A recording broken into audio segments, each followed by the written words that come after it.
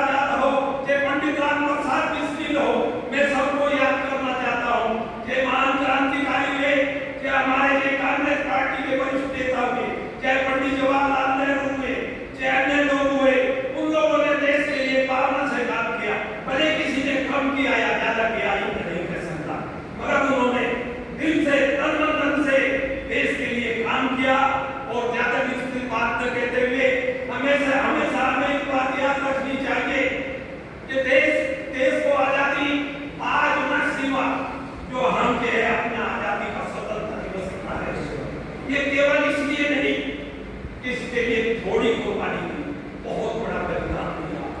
माँ अपने बच्चे से दूर हो गई, बेटा पिता से दूर हो गया, जेल का पता नहीं लगा। उस समय एक रौनक टैक्स हुआ करता था जब महात्मा गांधी राजनीति में आगे बढ़ रहे थे। पहले व्यक्ति थे महात्मा गांधी ने, इन्होंने सबसे पहले दक्षिण अफ्रीका से आने के बाद में रौनक टैक्स का विरोध किया, जिसमें ये था कि पुलिस ये नहीं बताएगी कि कौन व्यक्ति किस जेल में है, कहाँ है, क्यों जाए। मैं अपनी बात को बिल्कुल समेटते हुए मैं उन शहीदों को, जिन लोगों ने इस राष्ट्र के लिए कुर्बानी दी, अपना घर तर त्याग दिया, अपने घर से निकले, जेलों में रहे, उन्हें नहीं इलाज मिला, बहुत से लोगों ने मुंह हड़ताल की, कितनी यातनाएं सहन की, उन सब के दुखों को याद करते हुए और आप लोगों को उसमें जय साझा करते हुए अपनी बात को समाप्त करने की इजाजत चाहता हूँ।